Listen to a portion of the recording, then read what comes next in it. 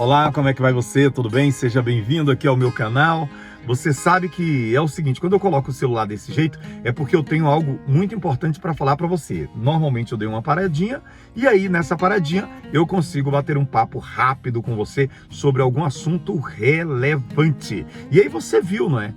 Que o título diz: O Salto do Anjo da Morte. O que quer dizer o salto do anjo da morte? E o que quer dizer o salto do anjo da morte com a Páscoa?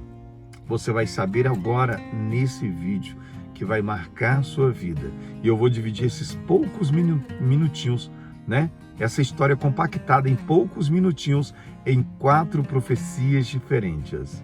Agora, antes de tudo, eu gostaria que você desse um joinha aí para mim. Tá legal que você se inscrevesse aqui no meu canal. Para quê? Para o YouTube entender que os meus assuntos são relevantes e para você continuar recebendo as notificações. Eu falo o quê? Eu falo sobre família, eu falo sobre a neurociência das vendas, eu falo sobre religião sem falar de religiosidade, não é? Você acha que isso é interessante, é relevante? Então, se inscreva aqui no meu canal. Pois muito bem. O salto do anjo da morte. O que quer dizer isso? Em hebraico, você vai ver que foi escrito da seguinte forma: Pessar. Pessar é passar. É passar, pessar. Traduzido em inglês é Passover. Passover. Ou seja, passar sobre. E em português, você sabe, é Páscoa. E como é que começou essa história? Qual a relevância? E por que ela é tão importante para mim e para você? A gente vai começar lá no início da Bíblia, tá bom? Falando sobre o patriarca Abraão. Abraão, um homem temente a Deus, inteligente, foi muito próspero. A Bíblia diz que ele teve riquezas, tanto na vida espiritual quanto na vida material e também emocional. E é sobre isso que a gente vai falar agora. A primeira profecia trata-se de Abraão. Abraão, ele era um homem que, com a esposa dele, ele não poderia ter filhos. Mas Deus fez uma promessa a ele, e foi uma profecia. Abraão, você terá filhos, como se fosse poeira da terra. Ou seja, muitos filhos, milhares de filhos. E aquela promessa para Abraão, ela era um absurdo, tendo em vista as condições atuais dele e da esposa. Mas muito bem, essa é a primeira profecia, de abundância, de que ele teria muitos filhos, de que ele teria uma geração muito grande. A segunda profecia fala que esse povo, o povo de Abraão, o povo judeu, ele seria escravizado por mais de 400 anos. Por mais de 400 anos, esse povo seria escravizado. A terceira profecia fala que haveria um libertador. Quem é esse libertador? Quem seria, afinal de contas, esse libertador? E a quarta profecia fala que haveria um salvador. Que coisa linda, que coisa maravilhosa. Foram profecias. Se você, abro aqui aspas, você tem alguma dificuldade para ter fé em Jesus Cristo? Tente estudar a Bíblia no que se diz respeito às profecias. Você vai entender que é inquestionável a história de Jesus Cristo, baseada na própria história, na filosofia, matematicamente, geograficamente, homens e mulheres que escreveram coisas em épocas diferentes e tudo se conectou numa época que nem o WhatsApp existia, eles não conversaram e as histórias elas se conectam. São as profecias e acontecem como aconteceram, acontecem e vão acontecer sempre, porque todas são profecias feitas por Deus, o Todo-Poderoso, Criador dos céus e da terra. Então estude as profecias, que a sua fé vai aumentar e, consequentemente, você vai se tornar uma pessoa mais feliz. Promete para mim? Se tiver alguma dúvida, me procura no Instagram, Ney Aranha, Ney com Y, e eu vou tirar algumas dúvidas a respeito do que você precisar. Tudo bem? Estamos combinados. Falamos sobre as 4 profecias. E aí, voltando lá em Abraão, para você entender essa cronologia aí, Abraão gerou a Isaac. Isaac, vou falar de cada um deles em outros vídeos para você. Isaac gerou a Jacó. Jacó teve 12 filhos. E entre esses filhos, ele teve José. José, aí eu falo um pouco mais dele para você aqui agora. É aquele garoto que foi jogado dentro de um buraco pelos próprios irmãos. Ele foi escravo, acabou se tornando escravo e ficou preso, aprisionado durante 2 anos injustamente. Mas como as promessas de Deus não falham e as profecias, elas são 100% cumpridas, José acabou se aproximando naquela época do faraó. Faraó era o homem, dono da terra, o rei da terra, o todo-poderoso. E como é que ele fez isso? Através da revelação de sonhos. Deus deu sonhos para Faraó e deu, para José a graça, o talento de decifrar esses sonhos. De falar para Faraó, Faraó, o que o senhor sonhou foi assim, o que o senhor sonhou foi dessa maneira, e significa isso e significa aquilo. E aí o Faraó ficou tão grato a José, porque acabou trazendo muita prosperidade para o Egito naquela época, que acabou dando para José, o Faraó, acabou dando para José um pedaço de terra, um local muito bacana, para ele viver com a família e com os amigos judeus dele. E assim ele ficou durante muito tempo. Só que os faraós, eles mudam. Assim como reis, rainhas, príncipes, princesas, riquezas, poderes mudam de época para época. E o faraó mudou. Já esse próximo faraó não reconheceu a José e escravizou toda a nação que aquele povo judeu estava criando. Assim como foi na profecia, lembra? A profecia que foi feita lá atrás, que eles seriam escravizados por mais de 400 anos. O povo judeu, o povo de Deus, seria escravizado por mais de 400 anos. Pois muito bem, isso aconteceu. Ali começou, portanto, a prisão do povo judeu, começou a escravidão do povo judeu. Só que, depois de 400 anos, Deus falou que mandaria um libertador. E esse libertador chegou.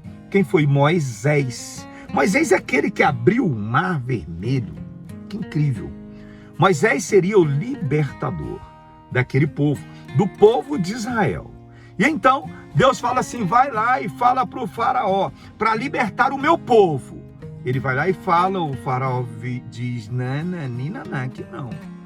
O povo estava crescendo, o povo judeu, estava se multiplicando muito rápido, estava ameaçando os egípcios, de eles, o povo judeu, começaram a tomar o trono, tomar as posições privilegiadas daquele povo egípcio.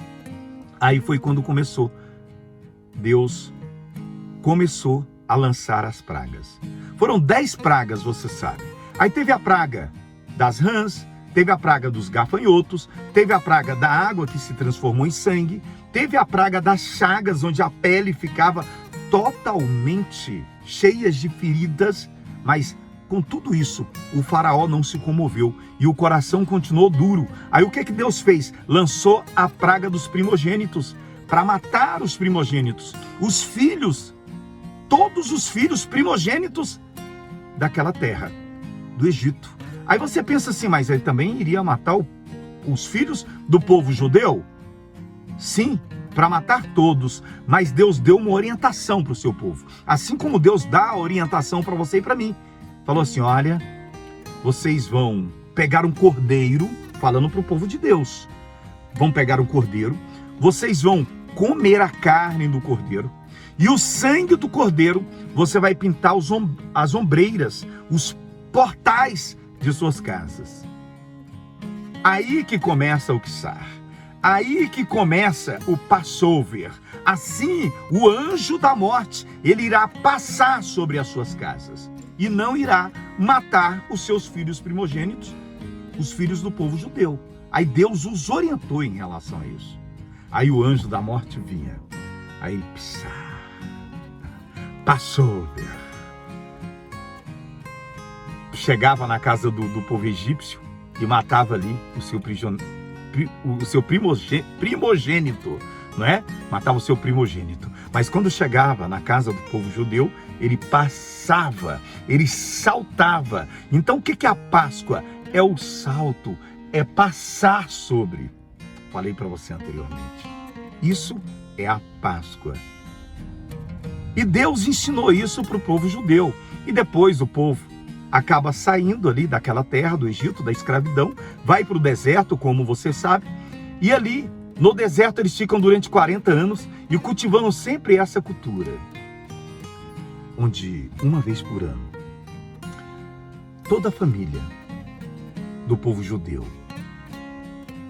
uma vez por ano, pega um cordeirinho, leva para dentro de casa, os filhos brincam, se faz amizade, é como se fosse o seu bichinho de estimação. O amor que você tem por ele é o mesmo amor que era criado naquela família, entre a família e aquele bichinho. Aquele cordeiro era tratado muito bem, ali eles davam banho, eles cuidavam do cordeiro. Deveria ser um cordeiro sem nenhum tipo de mácula, sem nenhum tipo de defeito. E eles acariciavam, bicavam, e as crianças ficavam satisfeitas com a presença daquele cordeiro e tinham todo aquele afeto por ele. Mas na sexta-feira, até o findar da tarde, o cordeiro ele precisava ser morto. Que triste, né? Mas precisava ser assim. O cordeiro precisava ser morto, precisava ser sacrificado. E essa cultura, essa cerimônia, ela estava lançando a condição do povo judeu entender que viria o Salvador. O Salvador seria o cordeiro, ou melhor, aquele cordeiro estaria fazendo o papel do Salvador, de Jesus Cristo, que viria um pouco mais para frente. E ali então a família se reunia, comia a carne daquele cordeiro e fazia toda aquela cerimônia. Essa foi a terceira profecia, a da libertação, através das mãos de Moisés. Agora a quarta profecia é Jesus Cristo. Tempos depois, anos depois, Jesus Cristo, ele vem para a terra, em carne e osso, assim como eu e você. Ele vive 33 anos e 3 anos e meio é o seu ministério. Ali, assim como o cordeiro, lembra? Ele convive com seus discípulos, com seus amigos. Ele se confraterniza com seus amigos. Eles tomam amor por Jesus Cristo. Ele fica tão amigo de Pedro que ele passa a comer, almoçar, jantar, conviver na casa de Pedro. Um dia desses, ele até curou a sogra de Pedro. Você sabe disso? E eles ficam muito amigos. E assim como Jesus Cristo fica amigo de todos os seus companheiros, de todas as pessoas que estão andando junto com ele. Mas aí um dia Jesus Cristo chega para os seus discípulos, faz uma reunião, você sabe, aquela mesa, e aí ele começa então a conversar com os seus discípulos e entra na cerimônia de lava-pés, onde mostra que o líder, ele precisa estar atento aos passos dos seus liderados. É um ato de humildade muito grande, assim como diz o livro O Monge e o Executivo, de James Hunter. Ainda falo para você sobre esse livro aqui. E aí Jesus Cristo lava os pés daqueles discípulos e em nenhum momento os olhos de Jesus Cristo se cruzam com os olhos de Pedro. Eles se fitam ao olhar. Eles se olham profundamente e um entende o outro. E Jesus Cristo, lavando os pés de Pedro, diz: Pedro, você vai me negar 3 vezes. Você é um discípulo querido, mas você vai me negar 3 vezes. Eu, Senhor? Sim, mas eu continuarei te amando a si mesmo, Pedro. Eu continuarei te amando a si mesmo. E aí vem Judas, ele olha para Judas com aquele olhar fraterno, sem maldade, com todo aquele amor no seu coração, porque Jesus Cristo, a tradução mais interessante sobre Jesus Cristo é o amor. Ele olha para Judas e diz: Judas, você vai me trair. Você vai me trair por algumas moedas de prata. Vai, faça o que tem que fazer. Mas não se preocupe, eu continuarei te amando do mesmo jeito. Já pensou? Você saber que será traído por uma pessoa e assim mesmo você continuar amando genuinamente essa pessoa? Assim foi Jesus Cristo. Assim foi o Pai. Assim é Jesus Cristo até hoje. E assim será Jesus Cristo para sempre. O fato é que aquela cerimônia acabou. Jesus Cristo foi traído por Judas. Pedro, como disse Jesus Cristo, acabou negando a Jesus por 3 vezes, assim como eu e você negamos Jesus todos os dias praticamente. Onde nós não ouvimos a voz do Espírito Santo dizendo: não faz isso, não faça aquilo. Cada vez que você permite ou não permite que essa voz entre em você e você não executa essa voz do Espírito Santo em sua vida, você está negando a Jesus Cristo. Não importa qual posição na igreja você tem, você está negando a Jesus Cristo, porque a salvação é o que tem de mais democrático na vida. Essa é a Páscoa. Essa é a Páscoa. É a festa, uma das 7 festas que o povo judeu cultiva até hoje. E nós também cultivamos, porque Deus, com toda a sua graça, estendeu a sua misericórdia para todas as pessoas da terra. Nós somos descendentes lá de Abraão. Nós fazemos parte daquela poeira que um dia será soprada e que sobrará apenas lembranças. A minha pergunta para você é: quais são as lembranças que você vai deixar nessa terra? Eu passo por aqui para deixar essa história fantástica para você e para dizer que a Páscoa é isso, é o salto do anjo da morte. Você pode ungir os portais da sua casa, as ombreiras da sua casa. Eu fiz isso durante toda a pandemia, para que praga nenhuma entre na sua casa, atinja você ou chegue a tirar você dos trilhos que Deus, através do Evangelho de Jesus Cristo, criou para mim e para você. Eu passo por aqui para dizer para você que você é a coisa mais linda que Deus fez. E Jesus Cristo veio com todas essas profecias já programadas há mais de 500 anos antes dele. Profecias que foram pronunciadas e que todas são e serão cumpridas. Por isso que eu digo, se a sua fé está pouco, você não tem fé em Jesus Cristo, estude as profecias.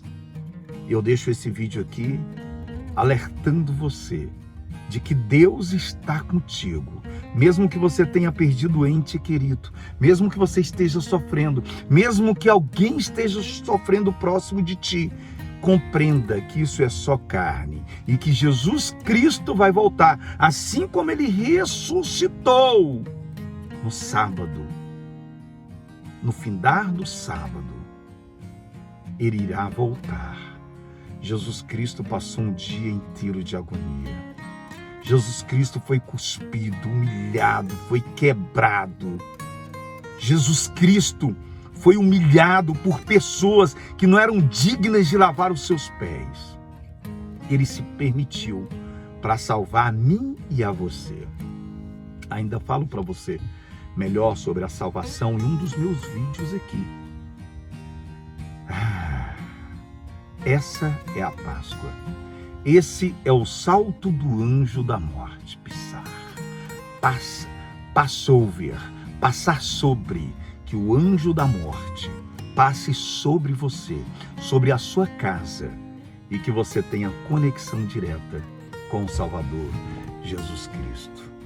Feliz Páscoa, que Deus te abençoe, que você consiga realizar todos os seus sonhos e que o espírito de profecia entre no seu coração e que você entenda de uma vez por todas que Ele é o único Salvador. Feliz Páscoa para você. Que Deus te abençoe. Deus é Deus, ontem, hoje e para sempre.